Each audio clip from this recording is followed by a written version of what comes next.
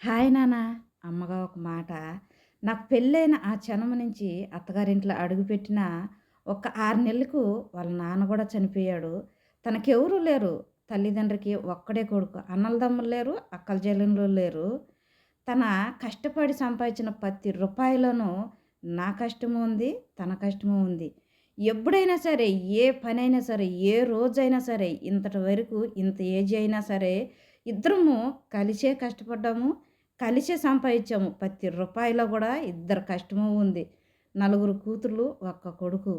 ఇప్పుడు తనకు ఆరోగ్యమైతే బాగాలేదు. తను చేయలేని పరిస్థితిలో ఉన్నాడు. అయినా సరే దేవుని దయ వల్ల నేనైతే బానే ఉన్నాను. ఇప్పుడు నాకు గూడా ఒక్కడే కొడుకు. ఇప్పుడు నాకు కష్టం వచ్చింది. నేనిప్పుడు కష్టపడుతున్నానను బాధపడలేదు. ఎప్పుడైనా ఆ దేవుడు కష్టపడి గెలవగలుగుతాడు, నెగ్గుతారు అనే మనిషికి మాత్రమే ఆ దేవుడు కష్టాలు పెడుతూనే ఉంటాడు.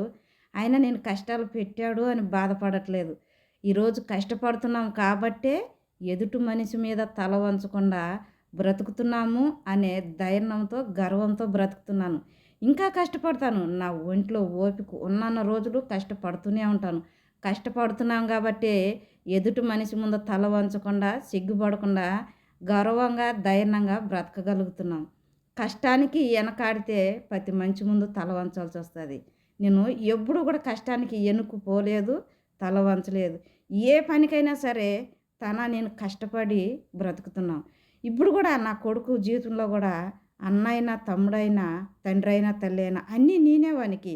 వాని లైఫ్ సెట్ చేసిన దాకా నా ఒంట్లో ఉన్న ఓపిక మొత్తం ఒడిచిపోయిన దాకైనా సరే కష్టపడి వాని లైఫ్‌లో సెట్ చేయాల అన్నదే నా కోరిక. కానీ ఆ దేవుడు నన్ను ప్రాణాలతో మాత్రం ఉంచాలి.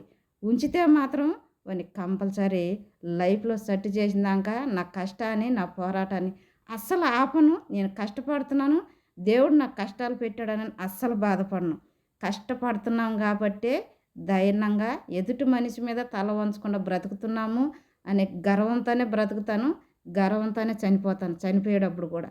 కష్టపడకుంటే ఏది జరగదు. కష్టపడితే ఏదైనా జరుగుతది. కానీ నా కొడుకు లైఫ్ సెట్ చేసిందాక ఆ దేవుడు మాత్రము నన్ను ప్రాణాలతో ఉంచమని కోరుకుంటాను. ఉంచాలి అని అనుకుంటాను. మీరు గూడా ఉంటావు. నీ కొడుకు లైఫ్ సెట్ అయ్యేదాకా దేవుడు నిన్ను చూస్తాడు, ఆశీర్వదిస్తాడు అని మీరు గూడా ఈ అమ్మకి తెలియచేస్తారుగా. తెలియచేస్తారనే చెప్తున్నాను. తెలుసుకొని గూడా చాలామంది కష్టం వచ్చిందని భయపడి ఆగిపోతే చాలా వరకి మనము ఈ ప్రపంచం మీద తల